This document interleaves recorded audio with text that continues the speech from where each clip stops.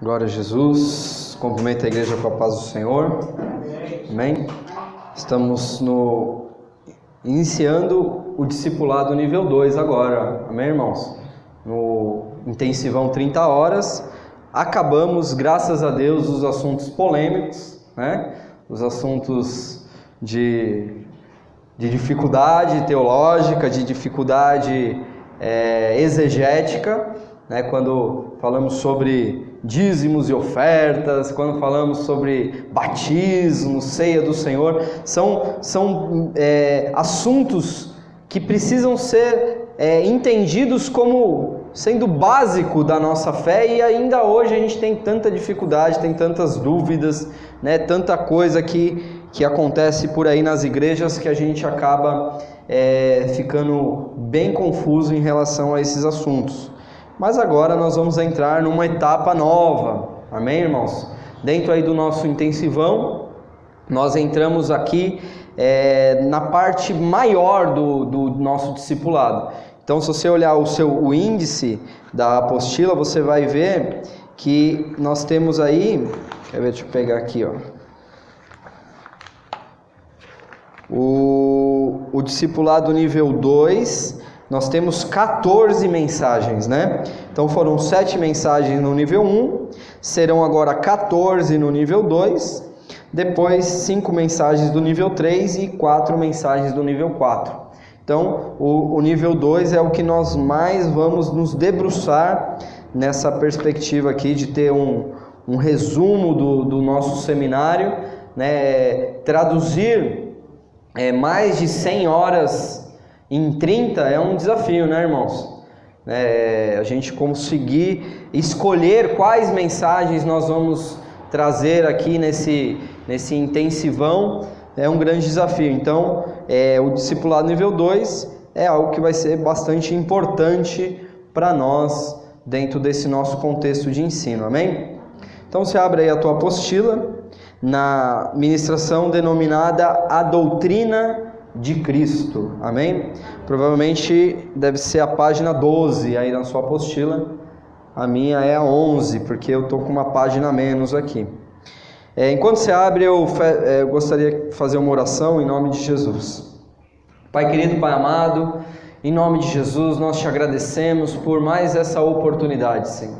Uma chance que nós temos de nos reunir na Tua presença, nos reunir, Senhor, para falar, para ser por Ti, ser ministrado pelo Teu Espírito, fazer aquilo que o Senhor tem preparado para nós nesse dia que se chama hoje. Por isso, Senhor, nós te pedimos, Pai, vem Espírito Santo, vem sobre as nossas vidas, Pai querido, dai-nos a inspiração necessária, compartilha, Senhor, conosco a porção que o Senhor preparou para esta mesa, para esse banquete que o Senhor preparou neste dia de hoje, Senhor, neste discipulado, nesse seminário. Pai querido, eu peço que o Senhor fortaleça aqueles desanimados, que o Senhor dê uma unção de perseverança para aqueles que têm encontrado dificuldade para estar neste lugar, Pai.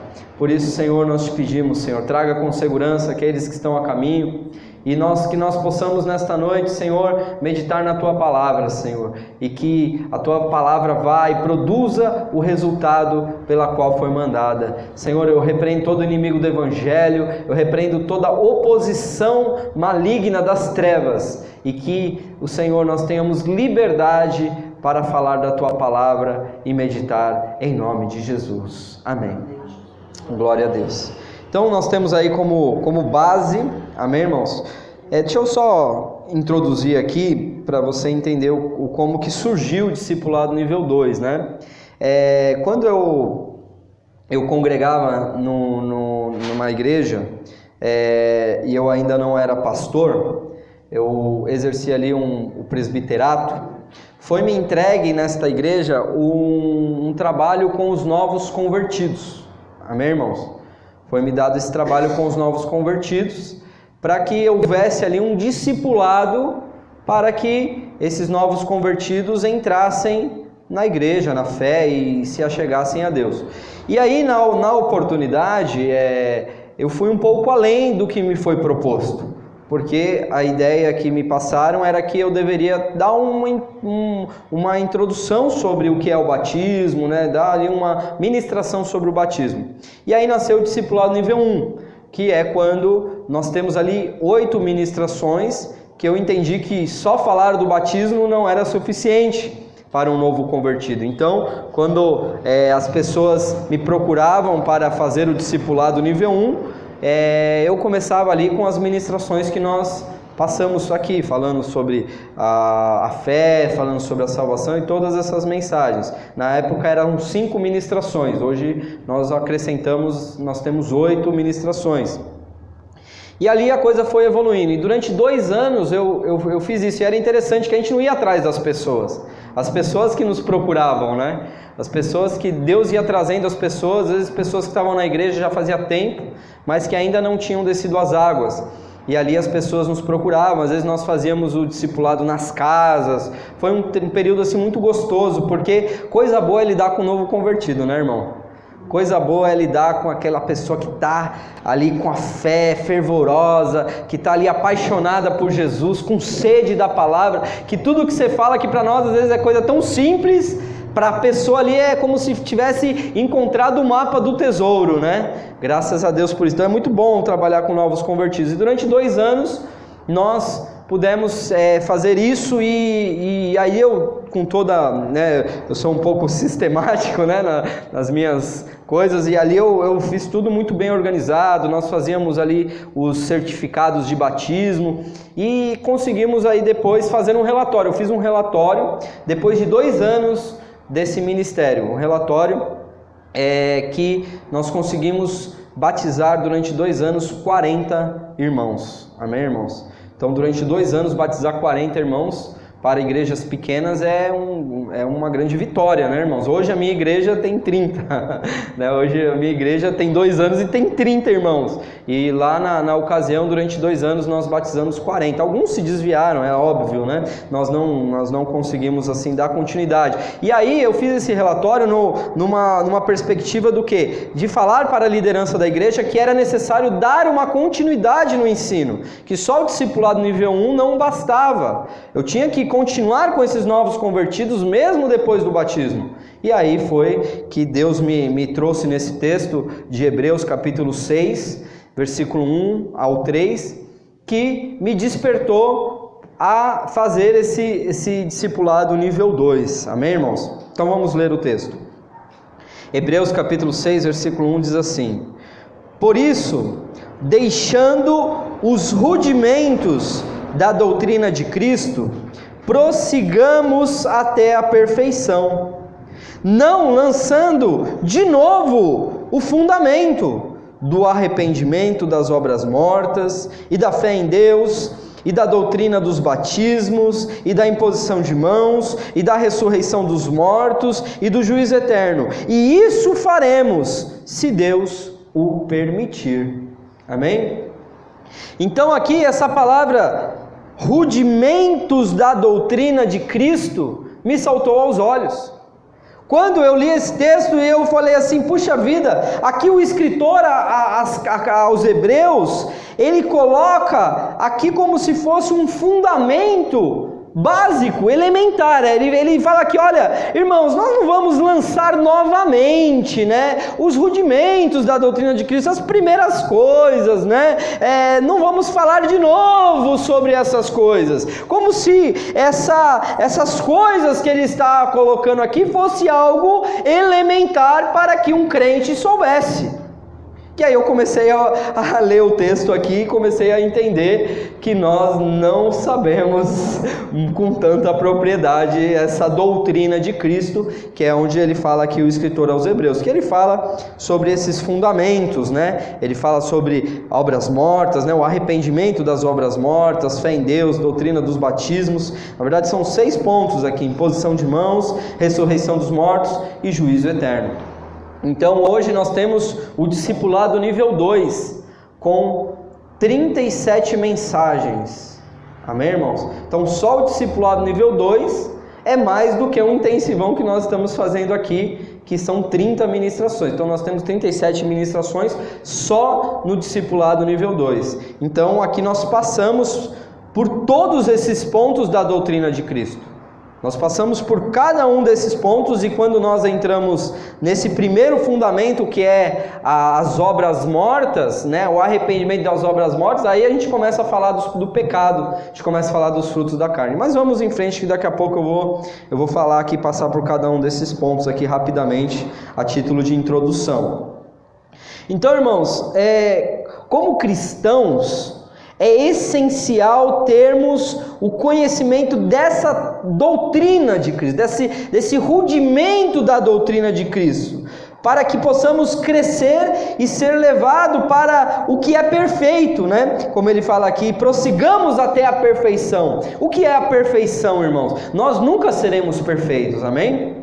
Nós só temos um que é perfeito, o nosso Senhor Jesus Cristo. Então, quando a Bíblia fala que nós temos que seguir a perfeição, isso nos fala do quê? De seguir em conhecer aquele que é perfeito, aquele que é o nosso guia, aquele que é o nosso modelo. Então, Jesus é o nosso modelo. Então, conhecer Jesus é conhecer a perfeição. Lembra do Provérbios 4,18? Que a vereda do justo é como a luz da aurora, que vai brilhando mais e mais até ser dia perfeito. O que é o dia perfeito? É o dia que nós conheceremos Jesus Cristo em toda a sua essência. Amém, irmãos? Então, quando nós falamos de perfeição na Bíblia, é possível na pessoa de Jesus. Amém? Então Ele é o perfeito, Ele é a perfeição, Ele é o nosso exemplo de conduta e de fé. Amém, irmãos? Então a doutrina de Cristo é algo que nós precisamos conhecer. Então vamos começar aqui por partes. Primeiramente, o que é doutrina? Né? Qual é a definição de doutrina? O que é doutrina? Porque hoje em dia, irmãos, nós temos uma confusão em relação a esta palavra quando nós estamos no meio evangélico. Porque quando nós falamos assim, na minha igreja tem culto de doutrina, né? Você não já ouviu isso? Não tem igrejas que falam que tem o culto de doutrina? O que é o culto de doutrina, né? Vamos melhorar aqui. O que é doutrina, né? O que é essa doutrina? Qual é a definição de doutrina? Porque, irmãos, nós precisamos separar duas palavras aqui. A doutrina é uma coisa e os dogmas são outra coisa. Quando nós falamos de dogma, a primeira coisa que a gente já lembra é da Igreja Católica, né? Os dogmas da Igreja Católica. Quando o Papa ele estabelece princípios, né, da religião católica que os fiéis eles seguem. Amém, irmãos? Então, quando nós falamos de dogmas da igreja, nós estamos falando de coisas que são estabelecidas, são declarações estabelecidas pelos homens, amém? Então nós poderíamos chamar de tradição, nós poderíamos chamar de zelo, ou nós poderíamos chamar de dogmas. Doutrina, irmãos, não tem a ver com uma verdade, não tem a ver com uma declaração de homens. Uma doutrina, nós entendemos que são verdades bíblicas, amém, irmãos? Que são reveladas pelo Espírito Santo. Então, a doutrina é quando o Espírito Santo, ele lança luz sobre a palavra. É quando nós recebemos do Espírito Santo uma interpretação e fala assim, puxa vida, eu nunca tinha percebido isso, né? Quando o Espírito Santo joga luz na palavra de Deus, e aí a gente entende uma verdade. Isso é uma doutrina, amém, irmãos? Então doutrina não tem a ver com usos e costumes, que muitas vezes as igrejas chamam de doutrina, né? A doutrina da minha igreja, não. A doutrina, irmãos, são verdades bíblicas inspiradas pelo Espírito Santo. Os dogmas, sim, são os usos e costumes que cada congregação, cada igreja vai estabelecer. Amém, irmãos? Que nem, por exemplo, lá na nossa igreja, nós estabelecemos um dogma. Uma pessoa, para ser ungido cooperador, ainda que seja um obreiro de valor, que não falte nos cultos, para ele ser ungido cooperador, ele precisa ter passado pelo discipulado nível 2, amém, irmãos? Então, isso nós entendemos como um dogma, não é uma doutrina bíblica. Eu não encontrei isso na palavra dizendo que o camarada tem que ficar 1 ano estudando a palavra para ser um cooperador. Não, nós entendemos lá que nós na verdade estabelecemos na nossa igreja um dogma, amém, irmãos? De que o obreiro ele vai ser ungido, consagrado, separado, ele vai receber autoridade e vai receber liderança, porque lá na nossa igreja um pastor não é líder de departamento, um presbítero não é líder de departamento, um diácono não é líder de departamento. Os dons do ministério, os ministérios e os ofícios, nós vamos ter uma ministração sobre isso lá na frente, amém, irmãos? Sobre a visão eclesiológica,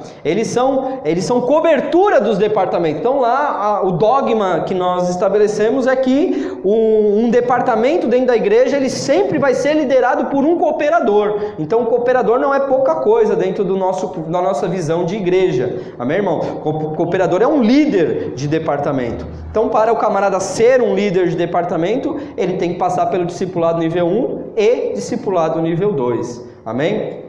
É um dogma. Eu posso estabelecer isso como regra para todas as igrejas? Eu posso vir aqui dizer para vocês que isso é uma visão bíblica? Não, irmãos, isso é um dogma que foi estabelecido no nosso ministério. Como aqui deve ter outros valores e outras orientações pastorais que nós devemos seguir. Amém, irmãos? Glória a Deus. Então nós só precisamos separar para não trazer essa confusão, porque quando nós somos da doutrina de Cristo, nós estamos falando de algo muito sério, que não vem de homens, não é algo estabelecido pelos homens, mas sim uma verdade elucidada por Deus, amém? E ser uma doutrina de Cristo é mais importante ainda, né? Aí em Marcos capítulo 1 versículo 2, você tem aí na tua apostila, ele diz assim: e maravilharam-se da sua o quê? Doutrina, porque os ensinava como tendo autoridade e não como os escribas. Os escribas eram quem? Eram os caras que escreviam a Bíblia, né? Nessa época não tinha gráfica, né? Nessa época não tinha xerox, não tinha impressora. Então eles o quê? Os escribas eram aquela parte dos religiosos que eles copiavam as escrituras. Então o camarada era um conhecedor das escrituras, porque ele tinha ali, ele copiava, ele fazia cópias da escritura. Então era um cara muito entendido da lei de Deus, ele era muito entendido das escrituras, e eles ensinavam as escrituras, porque eles conheciam muito bem. E aqui a palavra diz que ali as pessoas se maravilhavam, o povo se maravilhavam da doutrina de Cristo, o quê? Do ensinamento que Cristo trazia acerca das coisas do reino e acerca também das coisas dessa vida, porque Jesus também falava sobre, por exemplo, riquezas, né? Jesus também falava sobre ministério, Jesus também falava sobre coisas naturais desta vida e falava sobre coisas espirituais vindouras do reino de Deus. Então as pessoas aqui, a Bíblia diz que eles se maravilhavam da maneira que Jesus pregava, ensinava a sua doutrina. Por quê? Porque ele falava com autoridade, ele sabia o que estava falando, e nós precisamos crer, irmãos, que Jesus, ele se esvaziou da sua divindade, amém, irmãos? Você crê nisso? A Bíblia diz lá em Filipenses que ele não teve por usurpação ser igual a Deus. Antes ele se fez na forma de homem, né, e se tornou na forma de servo, e foi servo até a morte, e morte de cruz. Então ele se esvaziou da sua divindade. Então não é que ele estava lá conectado com o reino de Deus espiritual, no sentido de ter ali, de saber exatamente o que estava acontecendo em tudo. Jesus, ele tinha a revelação do Espírito Santo da mesma maneira que eu e você podemos ter hoje, amém, irmãos? Quando o Espírito Santo veio sobre Jesus, foi o início do seu ministério. 30 anos ele tinha quando ele foi batizado por João Batista, lá no Rio Jordão. Então diz a Bíblia que veio sobre ele o Espírito Santo. Então ali, partiu dali, aí a Bíblia diz que em Caná da Galileia, após o seu batismo, é que ele fez o seu primeiro sinal, o seu primeiro milagre. 30 anos se passaram com Jesus na terra sendo carpinteiro. Amém, irmãos? Glória a Deus. É difícil de nós entendermos isso, mas aqui o que nós precisamos entender é que a doutrina de Cristo ela ainda existe na igreja de Cristo. Hoje a doutrina de Cristo, ela é a verdade exposta. Ela é quando nós trazemos a verdade e apresentamos para a igreja com a iluminação do Espírito Santo, trazendo uma interpretação. Por isso que nós não ficamos pegando versículos isolados, amém, irmãos? Para fazer doutrina. Eu posso pegar um versículo isolado para comparar uma verdade, para aplicar uma situação, de falar, olha, lá na palavra do Senhor, né, falava isso naquele período lá, como aconteceu com Malaquias ou com qualquer um outro. Porém, para fazer doutrina de Cristo, é necessário a iluminação do Espírito Santo. Irmãos, quando nós falamos aqui no escritor aos Hebreus, nós temos aí um versículo, um capítulo antes, né, que ali a gente começa, ele fala sobre a doutrina de Cristo no capítulo 6, mas no capítulo 5, no versículo 12, ele fala, ele compara esse ensinamento, essa doutrina, como sendo um alimento do povo de Deus, o alimento espiritual, né, a nutrição inicial do crente. Olha o que diz em Hebreus capítulo 5, versículo 12.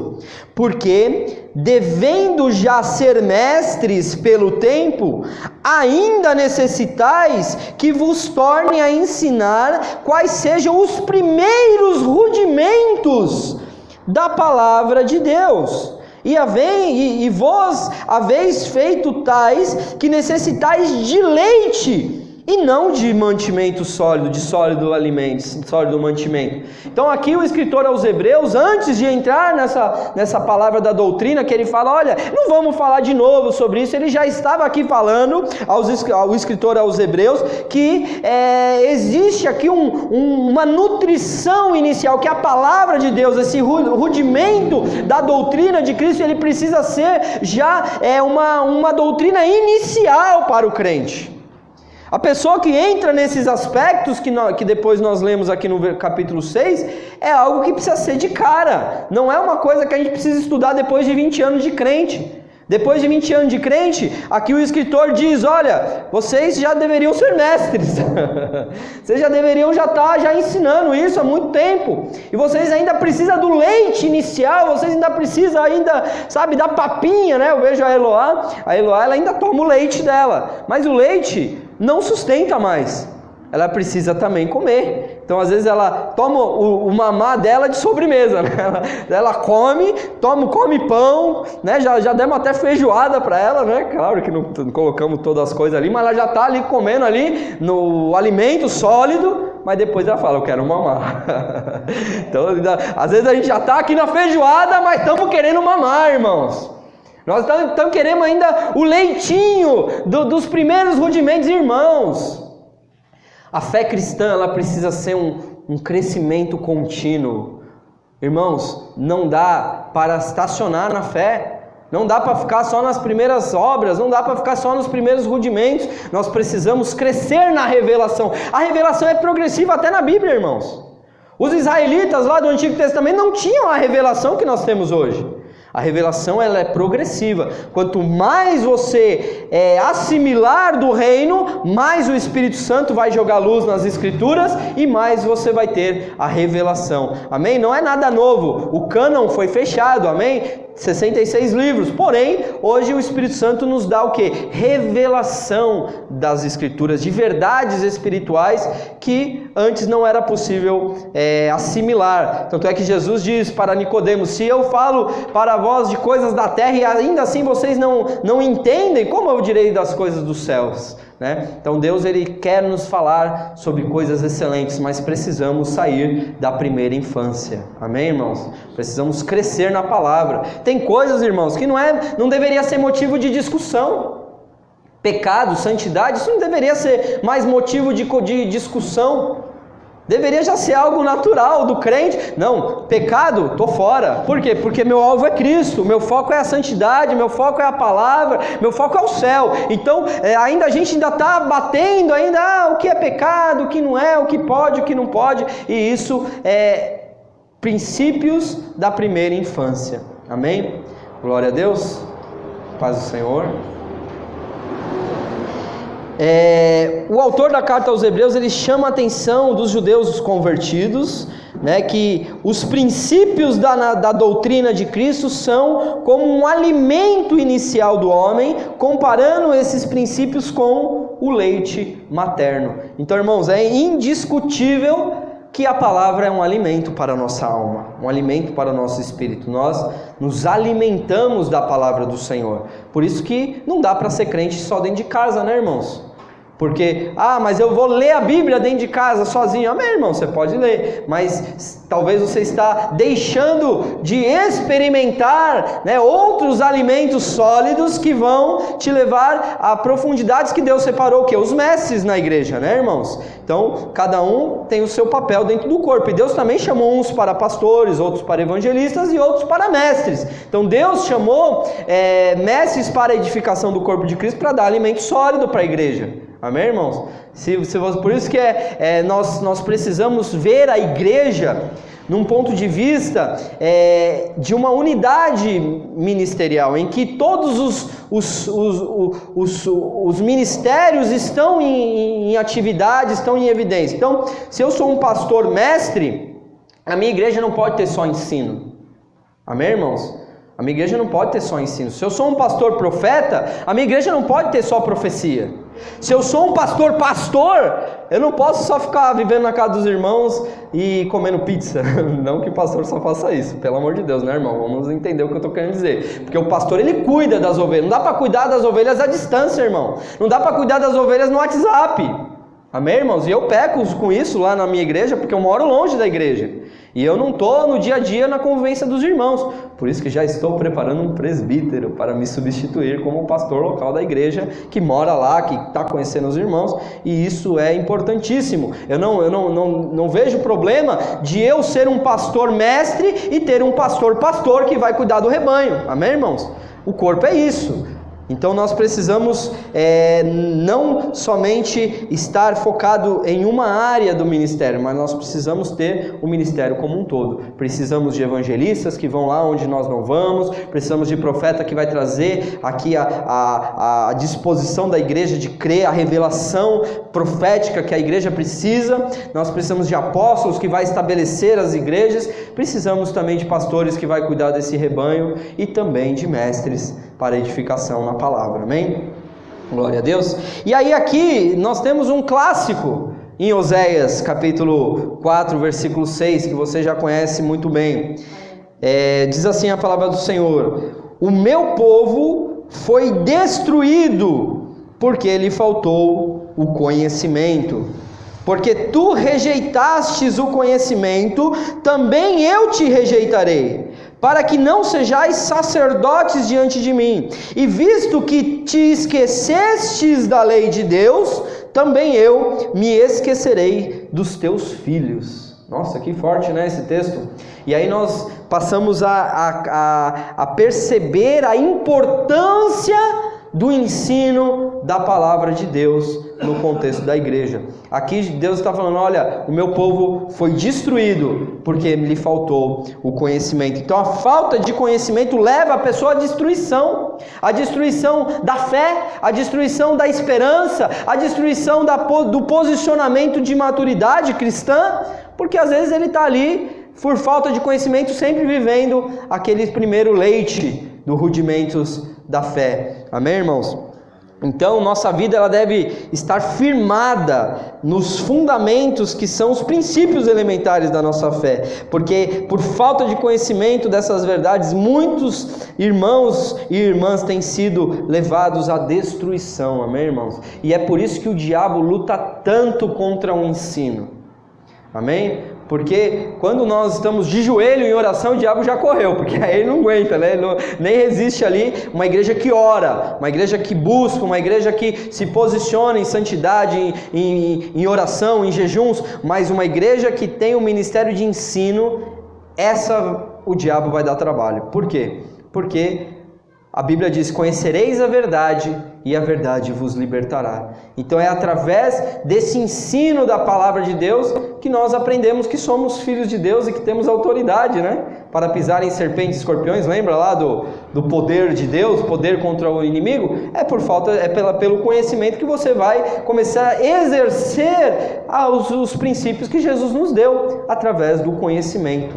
Então, irmãos, o povo é destruído porque lhe falta o conhecimento. Então não adianta, irmãos, nós temos aqui um culto profético que lota a igreja, né? E depois tem um culto de ensino com a igreja vazia. Não adianta, porque o povo está ali ouvindo palavras proféticas, isso é uma bênção para a igreja, mas o povo não está desfrutando dessa parte que é tão importante, que é a nutrição da igreja. Uma igreja com valores bíblicos, amém, irmãos? Não é porque o pastor falou, é porque a Bíblia está falando. Não é porque a doutrina da igreja, ou vamos melhorar, né? O dogma da igreja falou. É porque a Bíblia diz e eu vou seguir, porque o Espírito Santo está me trazendo luz na palavra do Senhor e eu estou testificando dessa verdade. Né? Quando nós falamos de santificação, quando nós falamos, não é porque, aí senão não adianta, né, irmãos? Que aí o irmão na igreja é um santinho na frente do pastor e aí sai para a rua, vira, né, um pecador, né, efetivo, né, um pecador de carteirinha. Aí não adianta, irmão, ele está enganando a si mesmo. O pastor não é fiscal de pecado de ninguém, irmãos. O pastor, ele está aqui para trazer o alimento, a pastagem, levar o povo ao crescimento da palavra, para que a pessoa por si só já encontre na palavra de Deus aquilo que ela precisa para tomar as suas decisões, sejam elas de nível espiritual ou não. Amém, irmãos? Glória a Deus. Então, todo cristão ele deve conhecer esses princípios, essa doutrina de Cristo, para poder crescer e prosseguir para o alvo. Não dá para estagnar, não dá para ficar parado. Amém, irmão? Ninguém para no tempo. Se você parou no tempo, irmão, você precisa orar para que Deus te ajude a continuar crescendo, a continuar buscando, a continuar tendo a revelação, porque o alvo é Jesus, irmãos. O alvo é Jesus. Então eu quero ver Jesus, eu quero conhecer Jesus, né? Eu quero cada vez mais entender Jesus, entender o que Ele quer para a minha vida, entender o seu amor por mim, entender a sua graça, entender a sua salvação, entender o seu reino.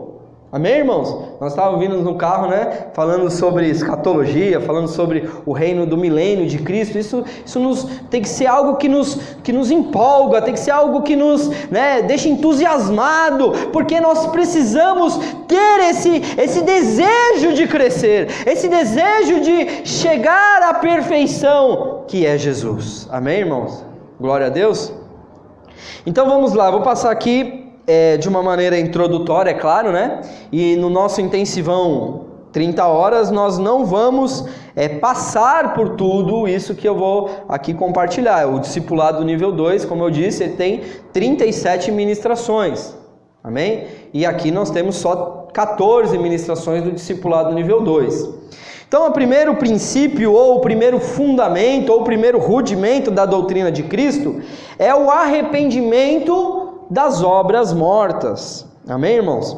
Então eu quero iniciar aqui falando aqui uma palavra que Deus me deu aqui, um entendimento desse discipulado. Irmãos, esse seminário ele não foi uma cópia da internet, amém, irmãos? Nós usamos a internet para fazer consulta, para pesquisar, para fazer uma série de coisas. Porém, não é algo que veio pronto. Eu não fui lá na CPAD e comprei esse discipulado para trazer. Foi algo que foi progressivo e que ainda está em produção. Tanto é que o discipulado nível 3 ainda, eu só tenho 10 ministrações de 40 pronta.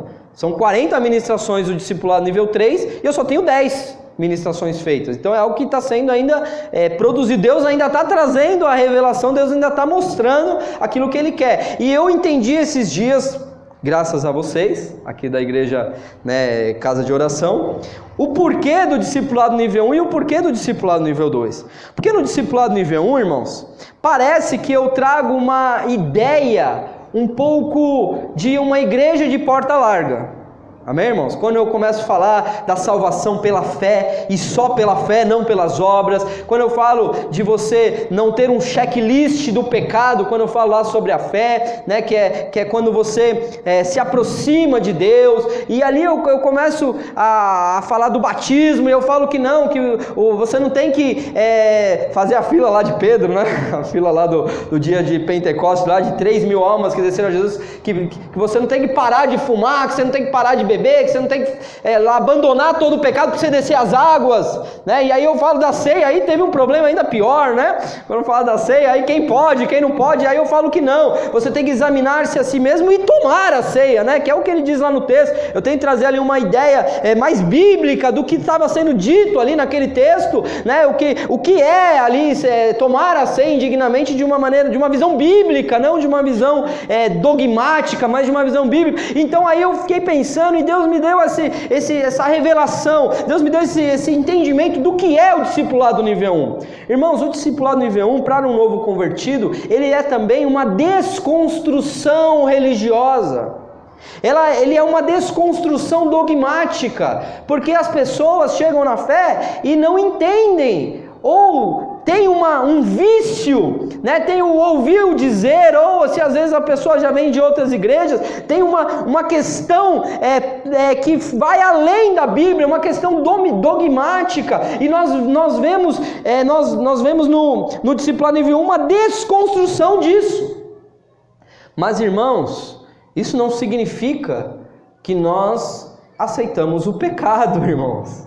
Porque quando nós entramos no discipulado nível 2, que já é logo na sequência, né? Já é logo em seguida, a primeira coisa que nós vamos falar aqui é o arrependimento de obras mortas.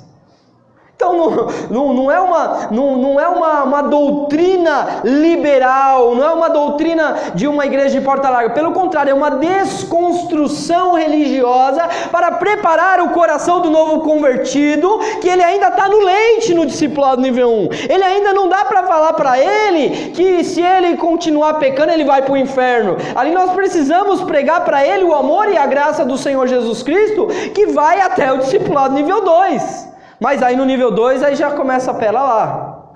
A Bíblia, nós falamos lá no 1 que não tem o checklist do pecado, mas a Bíblia fala de uma coisinha chamada obras da carne, frutos da carne, que é a nossa base para essa primeira doutrina, para esse primeiro rudimento, que é lá em Gálatas 5, 19, né? Lá no Gálatas 5,19 ele fala sobre cada fruto da carne. Então, nessa parte do discipulado nível 2, logo de cara, nós vamos falar de cada um desses pecados. Então, nós dividimos lá em algumas partes. A primeira parte é os pecados sexuais. Então, no fruto da carne, no Gálatas 5,19, nós temos lá lascívia, né, impureza, né, adultério. Nós temos lá alguns pecados que ele fala na esfera sexual. Então, nós conseguimos concatenar ali em uma única ministração os pecados sexuais. Depois nós temos os pecados contra o templo. O que é o pecado contra o templo? Quem é o templo? Somos nós, né? Então ele fala sobre ele fala sobre a gula, ele fala sobre bebedices, né? Ele fala ali sobre pecados que são contra o nosso corpo. Então nós temos lá, aqui no discipulado nível 2, já passando por cada um desses frutos da carne, que são pecados contra o corpo. Nós temos também os pecados de relacionamentos, pecados relacionais, que são pecados que nós cometemos uns com os outros, contra os irmãos, contra os parentes, que é a ira, é a competição, é toda aquela parte de pecados de relacionamento. Temos também os pecados religiosos, que são feitiçaria, idolatria, e nós passamos por cada um desses. Então nós já iniciamos o discipulado nível 2, já em uma perspectiva já doutrinária, da doutrina de Cristo, que o novo convertido ele precisa crer pela fé, ele precisa saber de salvação, de justificação, mas que agora o princípio é arrependimento de obras mortas. E aí eu explico muita coisa que passou um pouco confuso na cabeça dos irmãos lá no nível 1. Eu posso continuar pecando? Absolutamente que não. Por quê? Porque lá no Gálatas 5,19, o apóstolo Paulo ele é enfático quando ele fala: aqueles que praticam tais coisas não herdarão o reino de Deus. Amém? Glória a Deus. Então não é pegar um novo convertido e já sair bombardeando ele, né? já chegar já falando: nossa, você é um pecador miserável que vai para o inferno. E aí a gente começa a entender que esse é um processo de um alimento mais sólido, que nós agora já não dá mais para aceitar situações. E aí eu volto naquilo que eu costumo dizer, que o pecado ele é um acidente. O pecado aí não é mais um hábito. Se eu tinha um hábito de um pecado sexual, por exemplo, agora eu já preciso vencer esse pecado, e se eu vier a tropeçar nesse pecado, foi um acidente, e a graça do Senhor me basta, e eu vou ser perdoado e vou continuar lutando contra esse pecado. Mas o pecado não faz mais parte do meu cotidiano, já não é mais um hábito, eu já não sou mais escravo do pecado na área sexual. Amém, irmãos? Então, respondendo a pergunta lá, se o camarada está em adultério, então ele ainda não teve ainda condições de entender o cristianismo, e ele não se converteu ainda, porque não dá para viver em adultério tendo uma vida cristã. Não casa. Ou ele é cristão ou ele é um adúltero, porque os adúlteros não herdarão o reino dos céus. Amém? Glória a Deus. Então eu coloquei aí Hebreus capítulo 12, né, quando falando da santificação, né, Hebreus 12, 14, que diz assim: segui a paz com todos e a santificação, sem o qual ninguém verá o Senhor. Então, irmãos, qual que é o fruto desse primeiro rudimento da doutrina de Cristo? É que ele vai nos ajudar a vencer a nossa natureza pecaminosa, né? Ele vai nos iniciar num processo de santificação, que é essencial para uma vida cristã abençoada e cheia da vida de Cristo. Porque, irmãos, queria eu que todos tivessem uma conversão relâmpago, né? Queria eu que todo aquele que aceitasse Jesus já tivesse, assim, liberto de todo o pecado, de toda a prática do pecado. Mas nós entendemos que não é bem assim, né, irmãos? É um processo, para muitos é um processo. Aquela mulher adúltera já tinha ouvido falar de Jesus. Aquela mulher adúltera, ela já tinha ouvido falar, porque todo mundo sabia de Jesus em Jerusalém. Mas aquela mulher foi pega no ato de adultério. E quando foi lançado diante de Jesus, o que Jesus disse para ela? Vai e não peques mais.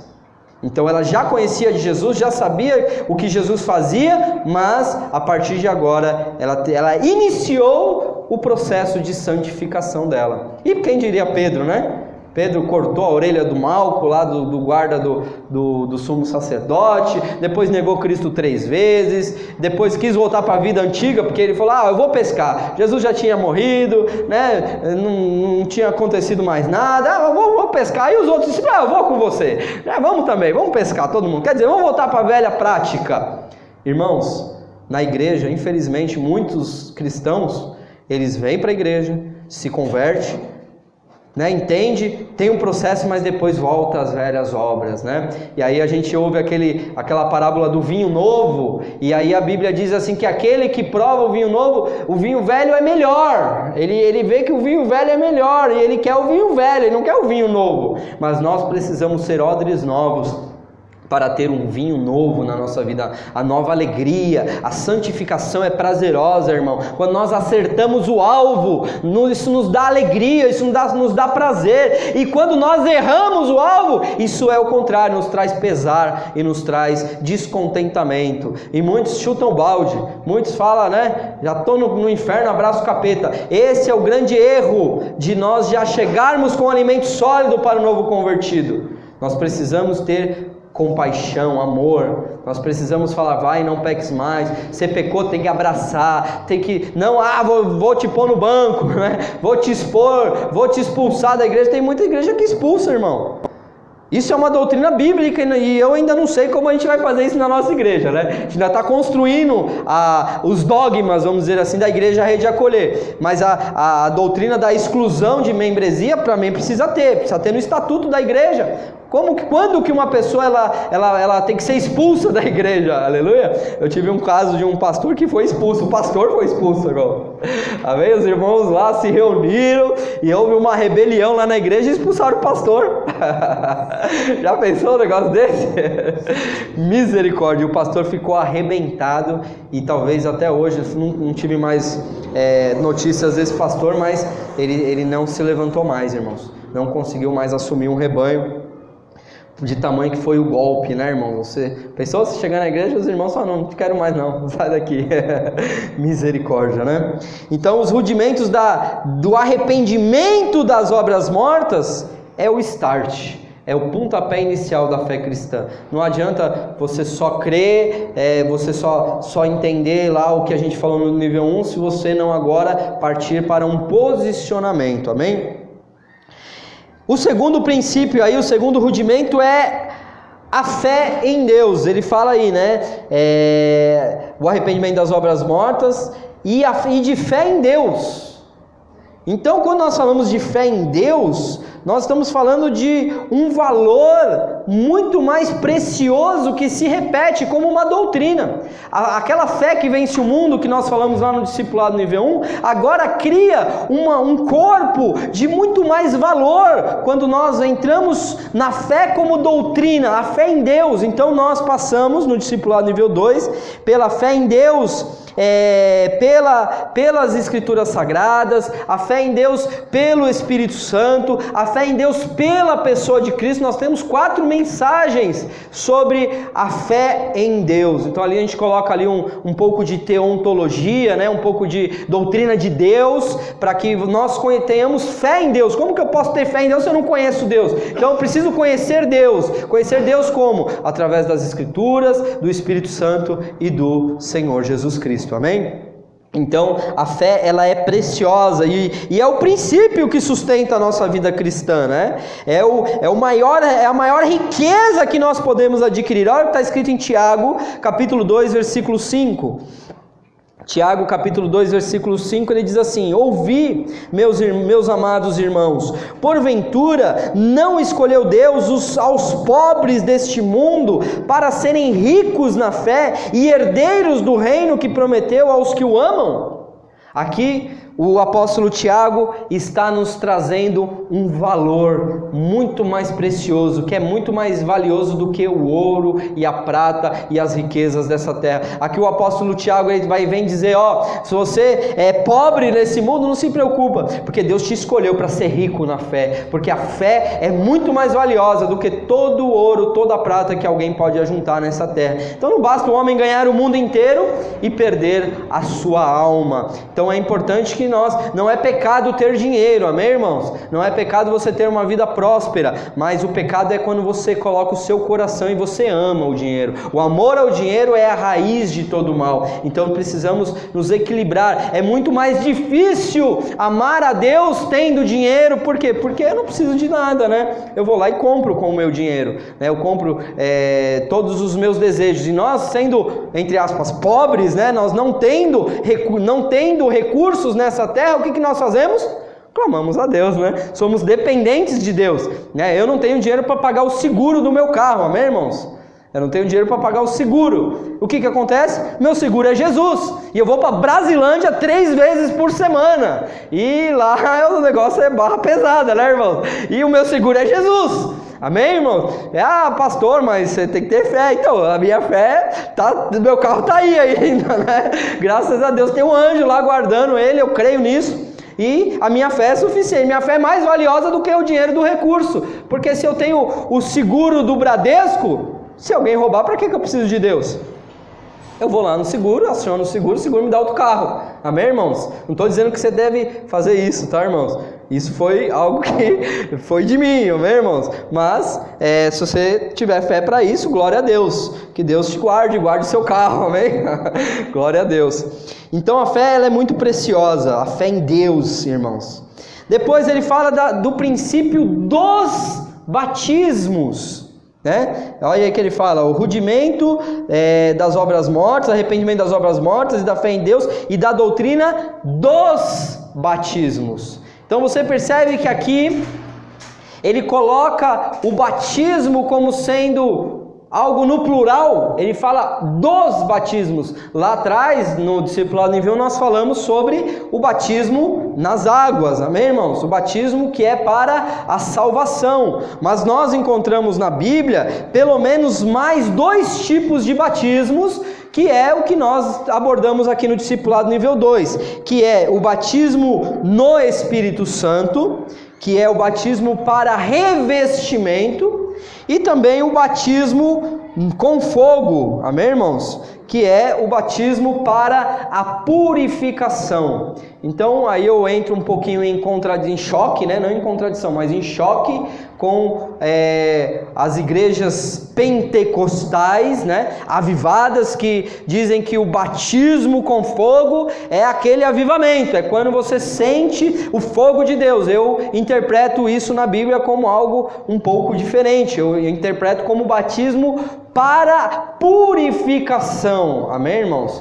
É claro que a manifestação do Espírito Santo, ele muitas vezes vem pela manifestação de um calor no nosso corpo, amém, irmãos? Se você nunca sentiu, eu te aconselho buscar realmente a Deus, porque é uma coisa tremenda, você sente na pele, não é uma coisa filosófica, não é uma fé, eu estou crendo, não, você sente no corpo, você soa, né? Você sente o seu corpo, você sente o fogo em você, geralmente é nas costas, né? Eu pelo menos eu tenho esse tipo de experiência. Quando o Espírito Santo me visita de maneira muito gloriosa, eu sinto um fogo nas minhas costas, assim. É fogo mesmo, irmão. Por isso que isso traz um pouco de interpretação errônea sobre a questão do batismo com fogo.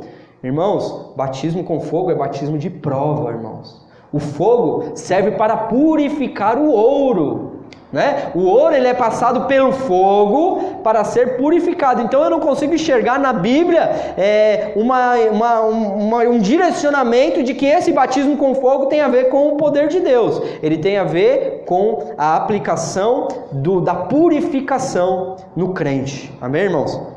Então, a doutrina dos batismos aqui é a primeira para a salvação, que é o batismo em águas, o batismo no Espírito Santo, que nós vamos falar também sobre os dons do Espírito no discipulado nível 2, né? Um pouquinho mais para frente, e o batismo para a purificação, que é o batismo com fogo. Depois, irmãos, a doutrina de Cristo fala sobre o princípio da imposição de mãos. Amém, irmãos? Parece algo tão simples, fala assim, puxa, falar da imposição de mãos, algo tão simples, mas aqui o escritor aos Hebreus coloca como um fundamento, irmãos. Coloca aqui, é conhecido por muitos como o 4º fundamento, porque ele tem a importância, ele é tão importante quanto os demais. A imposição de mãos, a doutrina da imposição de mãos. Amém, irmãos? Então, é importante nós sabermos, nós compreendermos que as nossas mãos, os nossos membros são transmissores proféticos, amém, irmãos? A mesma mão que pode abençoar é a mão que amaldiçoa, né? É por isso que nós precisamos, não podemos bater nos nossos filhos para disciplinar com as mãos, irmãos. A Bíblia diz que nós precisamos bater com a vara. Aleluia. Tem que bater com a vara, não com a mão. Não bate no seu filho com a mão. Pega o chinelo, pega a vara. Por quê? Porque a sua mão não foi feita para bater. A sua mão foi feita para abençoar. Amém, irmãos? Então, essa doutrina da imposição de mãos é uma doutrina bíblica, e nós vamos passar aqui pelo discipulado nível 2 em pelo menos 3 tipos de imposição de mãos. O primeiro é a imposição de mãos para consagrar ao Senhor, né? Quando você consagra o irmão ao ministério, quando você põe a imposição de mãos para separar o Senhor para o ministério. Depois, nós temos a imposição de mãos para ministrar cura, amém? Para ministrar cura. Se alguém não pegou o carimbinho, pega aqui com o Jefferson agora, porque ele vai sair daqui a pouquinho, tá? Então, já levanta aí, já pode vir aqui e pegar o seu carimbo e deixar o teu número lá. Então, nós temos a imposição de mãos para consagrar o Senhor, a imposição de mãos para ministrar cura, porque aqui não tem a ver com o dom de cura, amém, irmãos? A imposição de mãos para ministrar cura tem a ver com o que Deus estabeleceu para todos os cristãos. Amém? Todos os cristãos, eles podem impor as mãos para ministrar cura. Amém? Isso daí é uma delegação que Jesus deu aos seus discípulos. Eu não preciso ser um dom do ministério, eu não preciso ter um dom de cura. É óbvio que o dom de curar traz uma eficácia, né, muito mais acentuada, e ali geralmente o dom de curar, ele está acompanhando geralmente o ministério do evangelista. Amém, irmãos? Um pastor local, dificilmente ele poderia ter, né, não é que ele poderia, né? Deus faz o que ele quer, né? Ele levanta quem ele quer, mas se eu tivesse o dom de cura, eu não seria um pastor local. Se eu fosse um dom de cura, se eu tivesse o dom de cura, eu seria um evangelista. Por quê? Porque eu não ia estar parado num lugar só. Eu seria um missionário, eu ia sair por aí como Filipe, que chegou em Samaria e ele expulsava os demônios, curava os enfermos, e ali o povo se convertia, e depois vinham os apóstolos e estabelecia a igreja. Ganhar vidas para Jesus, porque eu não posso simplesmente atrair pessoas para a minha igreja porque eu tenho o dom de cura, porque essas pessoas elas vão ser curadas, mas não vão ser salvas, né? O que aconteceu com os 10 leprosos, irmãos? Um voltou para glorificar ao Senhor Jesus, e os outros 9? Jesus falou, não foram 10 os que foram curados? Onde estão os outros 9? Então, 10 receberam a cura, mas nós podemos inferir que apenas um recebeu o Salvador, recebeu a sua salvação, porque ele voltou para ali adorar ao Senhor. Então, essa doutrina da imposição de mãos, irmãos, é importantíssimo. Qualquer um pode impor as mãos sobre a sua cabeça? Eu não aconselho, irmãos. Se você vai num ministério que você não conhece, você tem que ter paz no seu coração, tem que ter paz no Espírito, orar para o Espírito Santo te dar paz para você permitir que alguém desconhecido coloque as mãos sobre a sua cabeça. Porque da mesma maneira que uma pessoa abençoada ministra a bênção, uma pessoa pode ministrar aí, né, alguma confusão aí que pode te dar alguns problemas de nível espiritual. Amém, irmãos?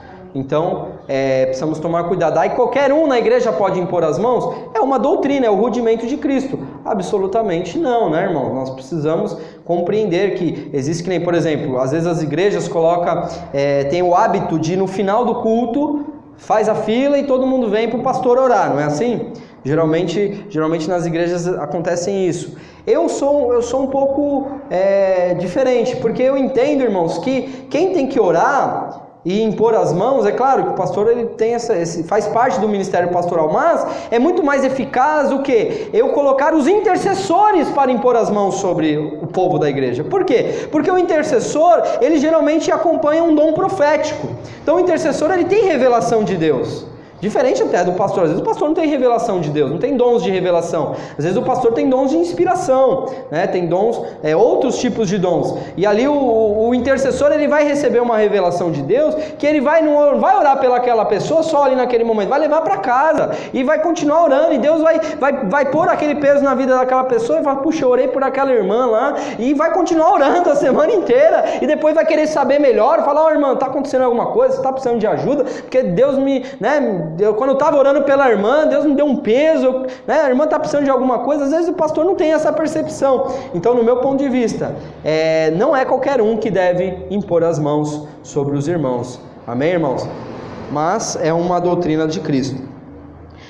E penúltimo lugar aqui, ele fala, em quinto lugar, né, ele fala sobre a doutrina, né, ele fala aqui, das doutrinas do batismo, da imposição de mãos e da ressurreição dos mortos. Amém, irmãos?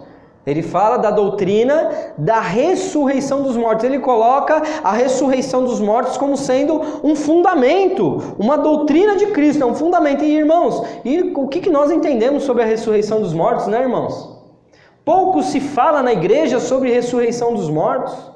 Pouco se fala sobre, por exemplo, a ressurreição dos salvos, que é um aspecto escatológico, que nós como somos de uma visão escatológica pré-tribulacionista. Nós cremos que a igreja será arrebatada, amém, irmãos? Nós cremos que a igreja será arrebatada. Então, essa primeira ressurreição dos mortos é no momento do arrebatamento, é a ressurreição para o galardão, né? Quando nós tivermos nosso corpo glorificado. Mas e a segunda ressurreição? A segunda ressurreição é a ressurreição da morte. A segunda morte é onde todos irão comparecer no tribunal de Cristo. Isso vai ser lá na frente, já depois do milênio, quando todo morto, a morte, o inferno e o mar darão os seus mortos, e todos comparecerão diante do tribunal de Cristo, do grande trono branco. Todos terão os seus corpos ressurretos, ressuscitados, uns para a vida eterna e outros para a condenação eterna. Irmãos, se o Senhor aqui está falando na Bíblia que isso é fundamento, que isso é rudimento, que isso daí é doutrina de Cristo, nós precisamos ter isso muito bem claro. Tem gente que pensa que vai morrer e vai para o céu, que vai morrer, vai para o céu e acabou, e não vai ter mais nada, só vai para o céu a alma, né, e acabou, e já vai ficar para lá para sempre, né? Não, irmãos, o nosso céu eterno está mais distante do que o que nós imaginamos, porque na verdade antes do céu eterno, antes da nova Jerusalém, antes das ruas de ouro, nós temos o que? O milênio de Cristo. Somos também pré-milenistas, amém, irmãos? Então nós entendemos que o milênio é literal, nós entendemos que Jesus governa sobre essa terra de modo literal, os pés dele vai tocar em Jerusalém. E tem alguns que creem diferente, que creem que o milênio já está acontecendo, outros creem que o milênio vai acontecer, a igreja vai ser arrebatada na metade, enfim, tem aí uma série de visões escatológicas que eu respeito, né? Principalmente os reformados. Admiro os reformados, amém, irmãos? Admiro. Tem um pastor que vocês podem procurar na internet e eu aconselho, eu assino embaixo, que é o pastor reverendo Augustus Nicodemos, né? Ele é da igreja presbiteriana, é um chanceler lá da faculdade Mackenzie, que é uma faculdade presbiteriana, e ele é calvinista, amém, irmãos? Ele é calvinista, ele é amilenista, a visão dele é totalmente ao contrário da minha, mas eu admiro demais aquele homem de Deus. Então ele consegue trazer assim uma visão muito clara, e ele também respeita as outras posições, e é o que a gente tem que pensar e respeitar as outras posições, amém, irmãos? Então falar de escatologia não é fácil, amém, irmãos? Se você tem esse interesse, se tem esse desejo, sabe, de conhecer mais sobre a escatologia bíblica, você tem um grande desafio pela frente. Tem que conhecer todas essas visões para você tomar a sua decisão. Eu tomei a minha. Eu sou dispensacionalista, amém, irmãos? Eu defendo a visão dispensacionalista. Glória a Deus, mas eu também não vou poder entrar nesses aspectos agora, que senão a gente também não vai acabar. E por último, a visão do juízo eterno, é o princípio do juízo eterno, né? Que aí ele fala da doutrina dos batismos e do juízo eterno, e isto faremos se Deus permitir. Então, irmãos, o juízo eterno é um ato de julgamento divino que irá dividir a história novamente, irmãos. Jesus ele veio para dividir a história, antes de Cristo e depois de Cristo. E esse ato divino de Deus, ele vai dividir a história novamente, porque ali será a linha de corte entre os condenados e os salvos. Ali é quando separa o joio do trigo. Ali é quando pega o trigo, guarda no celeiro, e o joio joga na fornalha. Amém? Ali é o momento em que a história é dividida. E ali a gente aborda no discipulado nível 2 aqui alguns aspectos mais escatológicos dessa visão, né, que eu estou passando para os irmãos, que é uma visão dispensacionalista, né, que aí a gente fala sobre o arrebatamento da igreja, a gente fala sobre a vinda de Jesus em duas etapas: a primeira silenciosa, que arrebata a sua igreja, a segunda com grande trombeta e grande alarido, né, no dia do Armagedon, na grande batalha do Armagedon. Nós falamos ali sobre a prestação de contas, né? Falamos sobre a recompensa e o milênio, e por fim aí o trono branco e a nova Jerusalém. Então, dentro dessa etapa final do discipulado nível 2, nós entramos nesses aspectos escatológicos, amém, irmãos? Então fica aí, né, o gostinho para você, de depois que a gente terminar o intensivão 30 horas, vocês podem chegar para mim e falar assim: pastor, nós queremos fazer o discipulado nível 2 completo. Amém, irmãos?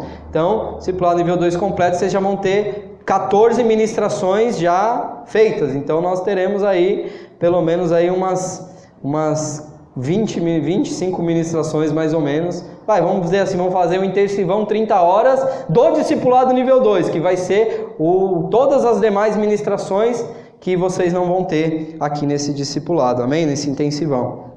Então, irmãos, nossa jornada mergulhando nessa doutrina de Cristo, ela deve ser aplicada na nossa vida. Nós não devemos ser somente ouvintes da palavra, mas sermos praticantes da palavra, né? Porque isso, irmãos, vai lançar de verdade, irmãos, o fundamento necessário. O que é o fundamento? É o alicerce, né? A base. Essa doutrina de Cristo, se nós tivermos isso muito bem claro no nosso coração, isso vai lançar a base para que a gente possa viver uma vida de cristã abençoada, amém? Glória a Deus. Você pode dar uma linda salva de palmas ao Senhor, em nome de Jesus.